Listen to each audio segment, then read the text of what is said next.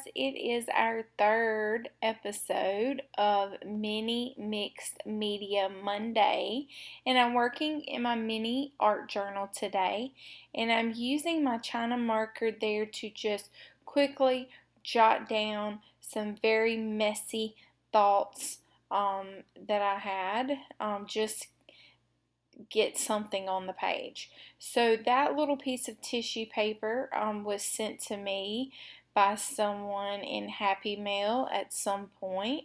So thank you, whoever you are. I've been digging through since the move and trying to use some of those wonderful goodies that you mailed me. So thank you for that. And I'm using my favorite U-Hook glue stick and just getting some of that tissue paper down. It's pretty cool tissue paper too. I'm not sure where they got it from, but I like it.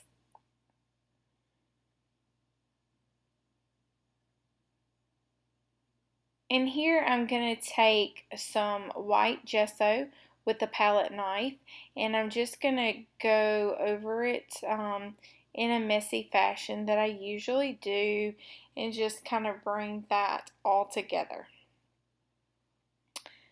Then I knew what I really needed to do was get some clear gesso and go over the rest. The reason behind that is you know that I will put some type of color on here. So I knew that the tissue paper in the non-gesso background would soak up whatever medium comes next. So that's why I went ahead and did the clear gesso. Now this is Deco Arts Media in the green gold in the fluid acrylic. If you haven't tried their paints, especially the fluid mixed media paints, they are really good. And then I'm going in here with water, and that brush was actually wet. I did that because I wanted a kind of a watery watercolor effect, and the reason I didn't choose watercolor is because, well, I don't really know what I'm going to be doing on this page, and I didn't want it to reactivate, so that's kind of why I went with a watercolor effect without the watercolor. Hope that makes sense. And now I'm just using some of my Liquitex ink here for the exact same reason, and soaking that up with my paint rag because I just wanted little bits of kind of that color to be on there. I like the way it looks. Kind of messy. I like messy. And then I'm just going in with a little bit more water, soften some of those lines up because you know I don't like the hard edges. You know how I do it. And then, of course, after it's dry, I'm going up with this Stampin' Up stamp that I actually got at Goodwill and my Stays On ink. And I'm just going in and stamping it and then doing a ghost stamp. That's what I call the stamp that's like not a full stamp because you're just reusing the same ink. And I'm just going around, and it kind of looks like corn, like a corn plant or something to me, but I'm just kind of using that.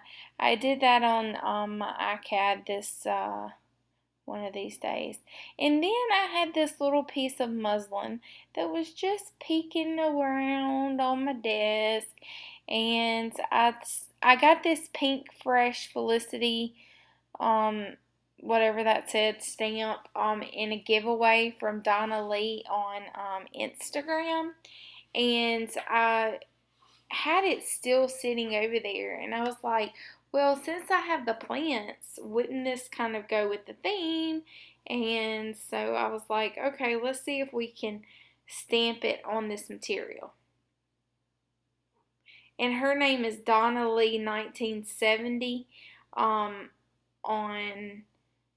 Instagram. I believe that's who gave me those. It was like a little giveaway. And then I didn't really care how light that came. So I was like, what? Let's try it again. Oh, and then of course it was blurry. And then I was like, okay, I'm going to give you one more shot if you're going to make the cut to be on this page. And so I juiced it up really good and pressed it down, and it was good. So Love Grows here kind of went with our plant theme. I'm going to just trim that off. Now here is Tiffany's tip. I like how that sounds. Tiffany's tip. So Tiffany's tip is if you do not want to staple or sew through the your journal page, because remember the back of it could be a very interesting challenge for you. Go ahead and do those staples directly onto the material or whatever collage you stamped on before you put it in the book. That way it doesn't go through, but you still get the same effect. So then I kept this little bit in because this actually doesn't make the cut, but I felt like the background just blended in too good with the material, so I wanted it to kind of pop off the page, or I couldn't find the little cosmetic sponge, so I just gonna try this with the vintage photo, and that was a piece of deli paper, and I'm just trying to create some type of layer behind it so that it actually stands up from the background image. So hopefully that was clear as mud to you. And then I didn't like it. So I took a piece of tea bag, and I kind of liked how it was like tattered at the end, and now I'm going to try that same approach and with the black instead of the vintage photo.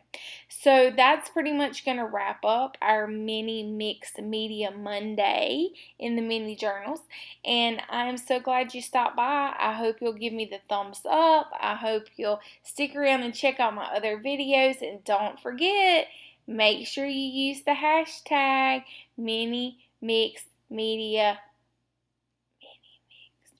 Monday. I think that's right. Anyway, it's going to be linked below. Oh, I forgot one more thing. So I ended up using that little, it looks like a little, what is that, like a soda circle? I don't even know, but it's a cool little stamp there that I got. And, I'm just going to stamp it all over and get messy with it. Thanks, guys. Love you big bunches, and I'll catch you next Monday.